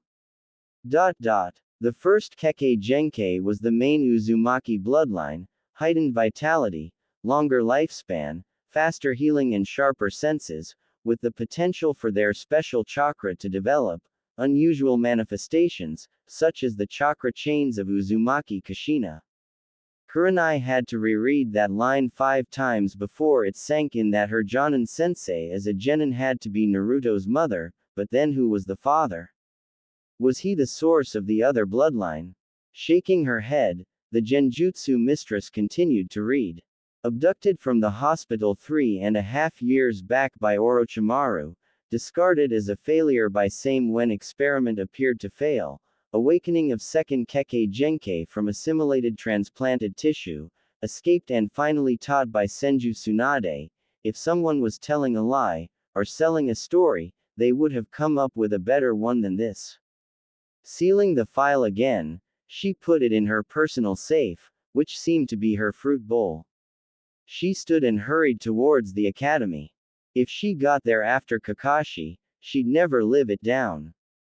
Naruto's entrance to the classroom that morning was a surprise in more ways than one. None of his classmates had expected him, although Hinata had prayed he would at least stop by so she could finally return his jacket. Not that she wanted to, but 3 years was long enough for her to dream, and at least now she felt confident enough to. The whole thing came to a head as Kiba spotted the boy, although everyone else did too, as he was the last to arrive before Iruka-sensei. Hey, Naruto, the Inuzuka boy taunted, I thought only those who passed were supposed to be here. In answer, Naruto pointed at his forehead. There was a gleaming Hittite there, on a dark orange band with white tips like a fox's tail, dangling down his back. He then spoke up. Kiba, I had a special job to do for the Hokage, that needed me to seem to fail. It was the official version of what had happened that was being circulated around the village. I can't say more than that. It was perhaps predictable that Sakura leapt to her feet from her spot next to Sasuke. Ino, on the other side of the boy, joined her. In the back row, Nara Shikamaru shook his head. That much hotness on either side, and the boys still emo. He mused as the girls opened their mouths in unison. Then again, considering how much, or little, they actually think. It was true Ino was a fraction better at most non-academic things than Sakura, but it was a small fraction. The two, rivals for Sasuke, began to screech, and Naruto slapped his hands across his ears, muffling the sound from downright painful to merely annoying. From the looks of it, they'd hit the right frequency to irritate Aburame Shino's Kikaichu colony as well. Naruto, how dare you lie like that? If there was such a job, it would have been given to Sasuke. Hinata was seeing red, and everyone else was staring at Ino and Sakura, who they'd never have believed could be that much in sync over anything. She was actually red, not with embarrassment this time but with fury, and was gripping the edge of her desk so she wouldn't go over there, and many punishments flitted through her mind, but she couldn't settle on any one of them. Sasuke was partially in shock. This was mostly from being at ground zero of his two biggest fan girls' explosion, but partly it was from Naruto being given a task he had not. The tense atmosphere was broken by Naruto breaking into laughter. Hinata lost her grip on her temper as he clutched his side, and now Sasuke was beginning to go red with anger, before Naruto managed to stop. Oh, yeah, that was a good one, he chuckled. Looking up he called out. You all saw and heard that, right? Hey, I think the next 3 classes in each direction heard it. Doesn't anyone else find it hilarious that Sasuke's 2 biggest fans, his 2 most ardent supporters, wanted him to fail? There was a moment of time when everything seemed to halt as that realization worked its way across the classroom. As it reached the aforementioned fangirls, some of them smirked at Sakura and Ino for making that slip, others glared at Naruto for pointing out the problem with their thinking, if you could call it that, and finally Ino and Sakura went white as sheets, snow-white ones, freshly laundered. As they drew breath to scream again, the most unlikely event ever happened, stalling the vengeance of the pair. Sasuke chuckled. Hey, it wasn't loud, but he definitely chuckled, and he still had the remnants of a grin on his face. Heh, heh, it happened again, twice more, before descending into full-blown laughter, that had Sasuke clutching at ribs that had grown unused to such effort. Naruto grinned as well, as the fangirl horde was shocked speechless. That baka Naruto had made Sasuke laugh, for what had to be the first time in years. It was beyond belief. Eventually, even as Iruka-sensei entered the room, having caught the laughter and raised voices, Naruto stepped up beside Hinata and sat down as the Uchiha heir wiped his eyes clear of the tears laughing that hard had brought on, still chuckling now and then. He wasn't Naruto's friend, not by a long shot, but pointing out the fallacy in Ino's and Sakura's argument had definitely earned him points. Without further ado, Iruka began his announcements. First, I'd like to welcome you all to class. You may have noticed that I'm your only sensei today, and for those of you wondering why, the events surrounding that explanation have been classified an A- rank secret by the Hokage. Moving right along, we have 10 genin squads here, and we'll start by placing those of you we can. Team 1. As Iruka called out their names, the genin moved into the appropriate groups.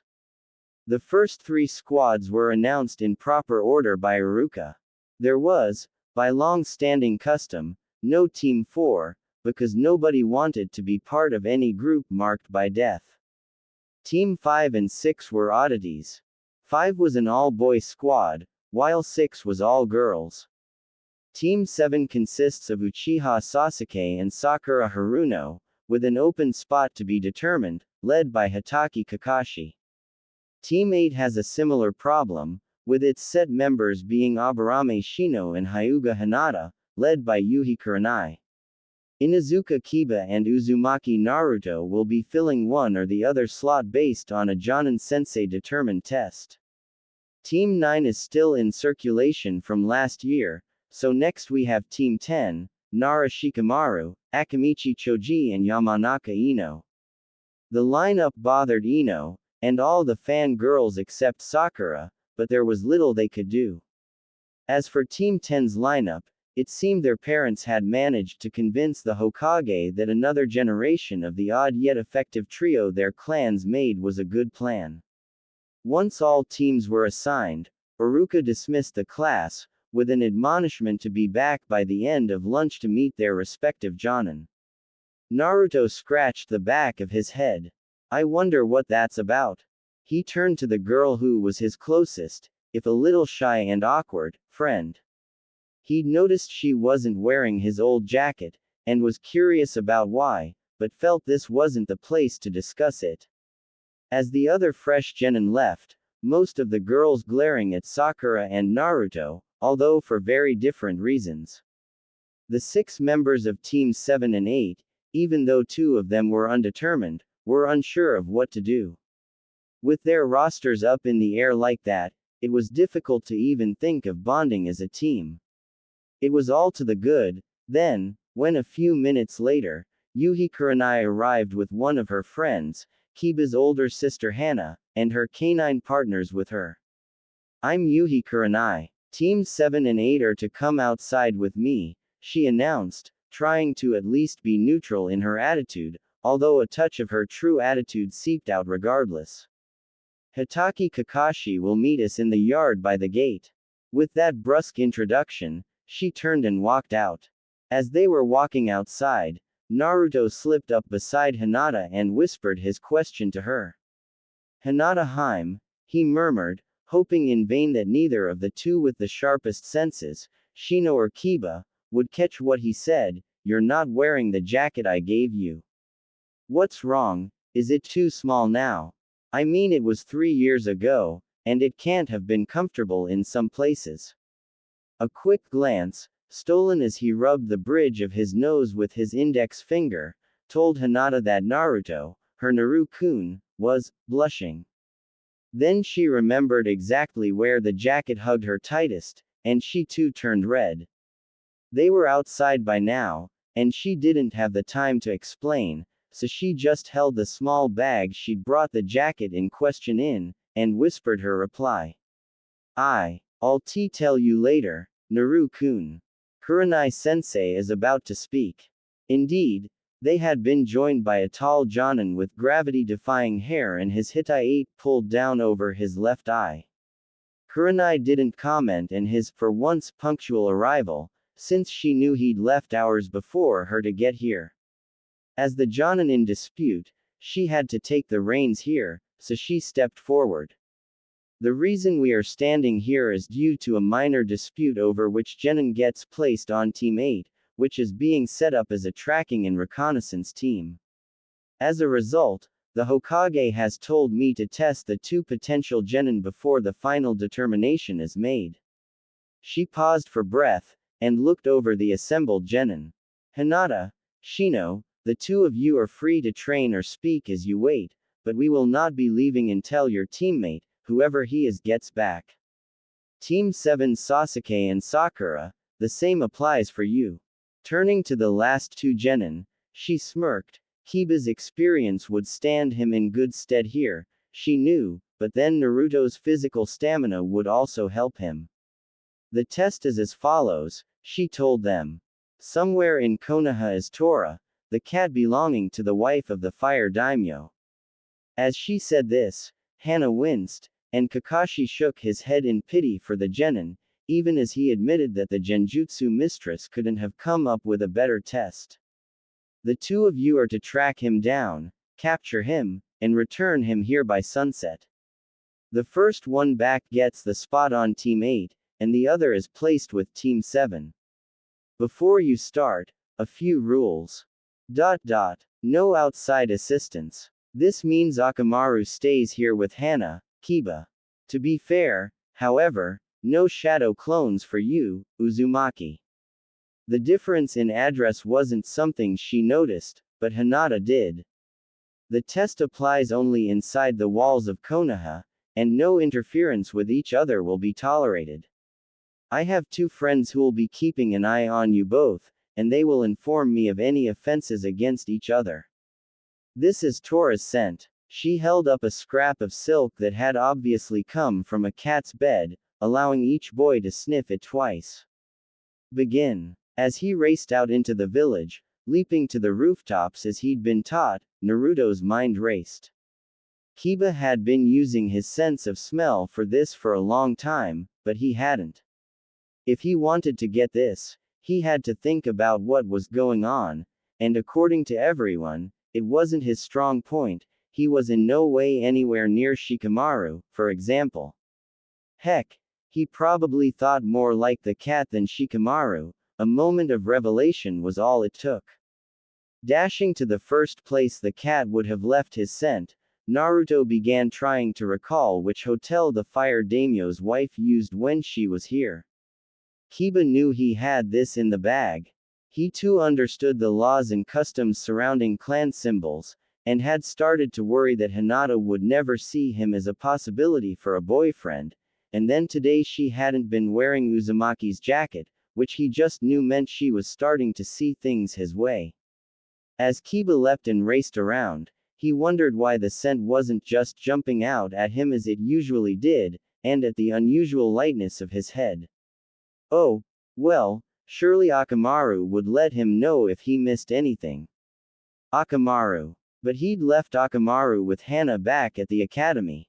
Oh, this was going to bite. In the shadows, two figures had split up, one following Kiba, and the other watching over Naruto. In about 30 minutes it would be time for their first obstacle. The blue-eyed Jinchuriki emerged from the hotel, sniffing gently at the air by the fence as he worked his way around it, soon arriving at the point the runaway cat had walked, and began to follow the old scent. He wasn't good enough to guess how old, and as he moved on, he kept a wary eye and ear out for something. He wasn't sure what, but this seemed too easy. It was. Kiba was finally able to pick up a scent of that cat, dratted nuisance, and it was less than an hour old, too. As he dashed forwards, his mind drifted towards how happy Hinata would be to have him on her team, and so he missed the slight whistling sound. The flasks of concentrated peppermint had been supplied by Hana, and the people throwing them were Kurenai's friend Mitarashi Anko, who was following Naruto, and an old Chunin squad mate by the name of Sodetora Shinshi, who Kiba never noticed until far too late.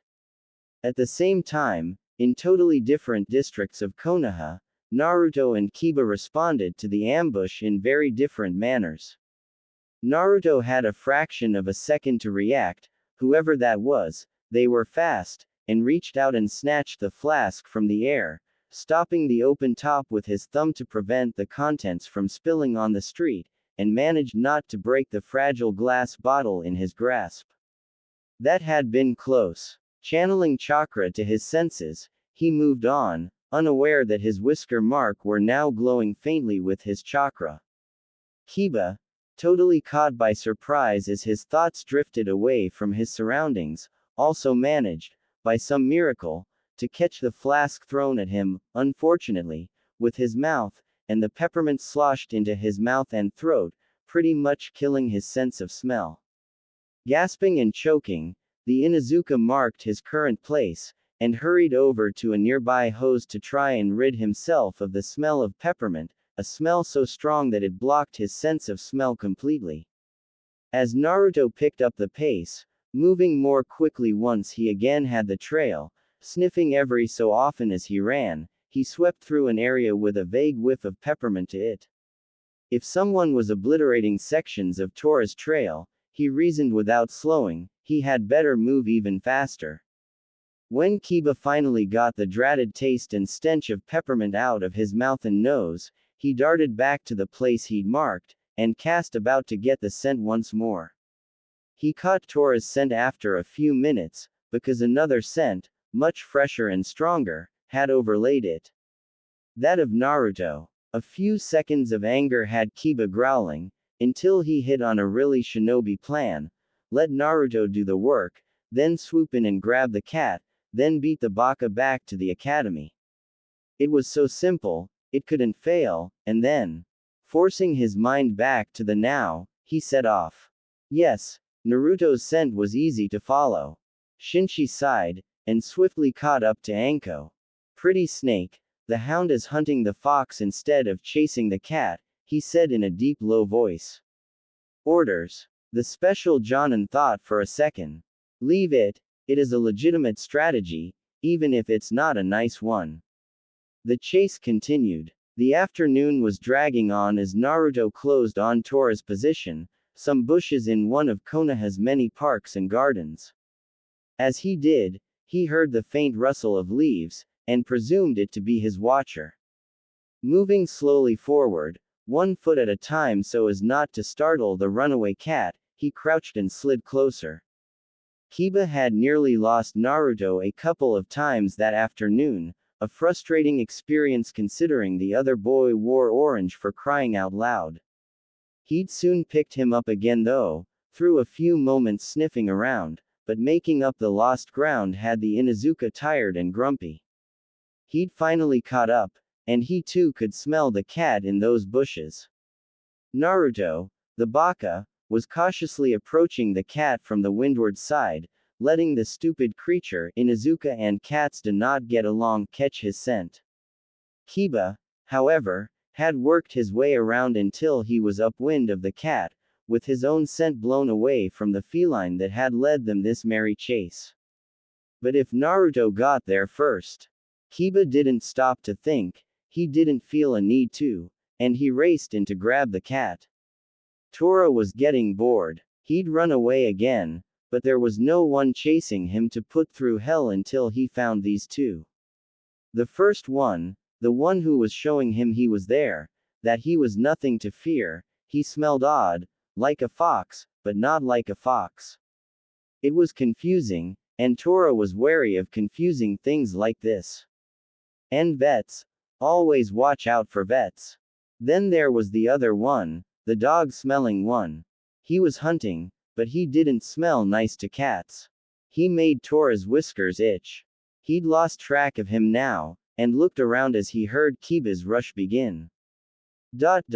Instinct took over, and the cat bolted away from Kiba, straight into Naruto's arms, where the young Jinchuriki immediately cradled him to be comfortable and placed another hand over the top to secure him as he jumped straight over Kiba as he barreled from the shrubbery with his arms outstretched, and from the tree limb he landed on. Naruto was off to a nearby roof, still cradling the now scared cat which had sunk its claws into the arm of his jacket as he raced back to the academy. Kiba was not happy, and began to chase Naruto across the rooftops, wondering how the blonde could just keep running like that. He'd been going all out all day and was barely breathing hard, by the kami. Whereas Kiba was most definitely slowing down, and realized he could either keep shouting threats at the other genin, or shut up and run, but either way he couldn't catch up. He'd lost, and all he could do was take it. He snarled, partly at Naruto, but mostly at himself. His former classmate had earned this, after all. And now that Kiba thought about it, Hinata probably would prefer Naruto on her team anyway. Well, maybe she'd thank him for making the baka work for it, and if she ever changed her mind, he'd still be her friend. There was always hope, right? He didn't realize he'd spoken aloud until he heard the chuckle of the Chunin behind him. Indeed, there is always hope, Inuzuka-san, the man said as he stroked his goatee-style beard. Combined with the bald head and the Chunin vest, he looked almost villainous, but in a cool way. Hope is all there is that cannot be taken from you. It can only be cast aside, and even then, there are those who will carry it for you until needed again. I am Sodetora Shinshi, Inazuka-san, also called Gentleman Tiger, and I bid you good day. The deep voice and almost formal manner of speech distracted him, and the man was gone from right in front of his eyes. Hyuga Neji had arrived while Naruto and Kiba were undertaking their test, and on hearing what was going on, had reported to Hiashi and the Hyuga elders. They had taken it upon themselves to see what came of this, and sent an elder with 2 branch house bodyguards as well as Hiashi and Neji, to see that Hinata's teammate was worthy. It didn't help that the elder they sent was a close friend of the deceased Inuzuka Kujo, Kiba's father, who had been killed during the Kyuubi's attack, although not by the Kyuubi, which the Inuzuka didn't bandy about much. So as Naruto came up the road, at a slow jog, stroking Tora's fur gently as he ran to reassure the now comfortable feline, he was greeted by the sight of 6 Hyuga clan members, as well as Kurenai-sensei, Kakashi-sensei and Shino, as well as Sasuke, who was leaning behind a tree, and Sakura, who was staring dreamily at Sasuke. For such a smart girl, he thought, she can sure do some stupid things at times. He turned his gaze on Hinata, who'd clasped her hands together as she saw him, a smile brightening her face, and although the sun was setting, it was as though it had sprung back into the sky as far as he could see. Kurenai watched as Naruto jogged in, petting the cat that existed to make genin life a living hell, and shuddered, a motion that was not missed by Hinata, who had never heard tales of the cat. Neji didn't speak about things with her very often. Or at all. As the red-eyed Kunoichi nodded to Naruto, Anko appeared behind him. He ran fair, and passed the obstacles without help. He's pretty good. Shinshi says the other Gaki needs work, but he'd probably be better off as a fighter with tracking as a secondary speciality. Grinning, the woman in the trench coat, mesh and miniskirt disappeared in a swirl of leaves. Turning to Naruto, she swallowed her pride, and extended her hand. Well done, Uzumaki, and welcome to Team 8. Before Naruto could say anything, Hinata's temper finally blew. Striding past her family, which surprised the Hyuga no end as she wasn't hesitating in the slightest, nor did she seem to care that others were not only present, but watching. Hiashi felt the urge for some popcorn. Placing herself before her new sensei, she exploded into an angry rant. Kurenai-sensei, she hissed, enough venom in her words to give the Jonin real pause, even as Kiba finally jogged up to the academy gates. I don't think you really mean that. I think you feel forced and badly done by to have him here, when the truth is you should be fighting to keep him. I don't know why you wanted Kiba on the team, but I do know why Naruto should be her. He has drive, determination like no one else, and you should be ashamed of yourself for treating him like the rest of the villagers, the narrow minds that can't stop blaming him for something that I'm sure he didn't choose. He helps others every chance he gets, did you know that? He stands up for anyone who needs it, and even when he has to fight someone, he tries to help them afterwards. Sasuke nodded at that, with a grunt, as he recalled their fights at the academy. He sees the bright side of everything, he works hard, and when people laugh with him, his smile could light the room. He is Uzumaki Naruto, a part of this team now, and if you insist on calling him Uzumaki, then I insist you call me Hyuga. It's about as polite. Everyone was staring at Hinata during this rant, and as it went on, Naruto had looked around for confirmation. With each point someone else nodded, although apparently only Hinata had seen the true smiles he apparently used. Sasuke had actually given a wry grin as she mentioned the part about making others laugh, at the same time as Sakura blushed. As each person nodded, Naruto's smile got wider. It was a true smile, as Hinata would have put it, not a mask to hide pain, or to keep others away, but a beacon of good feelings to be shared. As he realized this, Hinata stopped talking, and looked around, realizing exactly who she'd been speaking in front of. The shocked adults of the Hyuga, the bitter and glowering face of Neji, the placid exterior of Shino, and the general look on everyone's face that seemed to say they'd have found a wolf being mauled to death by a fluffy little rabbit to be easier to believe. She brought up the bag that had Naruto's old jacket in it, even as he murmured in a low tone, "Tell it, Hinata Haim," and tried to hide her face behind it as she went bright red, and struggled not to faint. Kurenai felt like the world was upside down. She'd just been verbally mauled, and deservedly so, by a genin she'd had charge of for less than 6 hours. She bowed at the waist towards the two genin and spoke clearly. "I'm very sorry, Naruto. I was too wedded to what I'd heard from others, and jumped to an unfounded conclusion." When she straightened up, she walked over to Kakashi and handed him a stack of coins. "Here's your 20 ryo, Kakashi. If you buy another Ika Ika book with it, I'll have my new team hunt you down and burn your mask." As the two teams separated, Shino leaned in towards Naruto. "Why do you think he wears that mask?" he asked his new teammate in a level voice. Naruto thought a moment before answering, still gazing at Hinata. As much as he reads Ero Sennin's books, it's probably to hide his nosebleeds. Straightening as Hinata spoke to her father nervously. "Sorry Shino, but can you excuse me? I just remember Hinata-chan said she needed to talk to me." With that,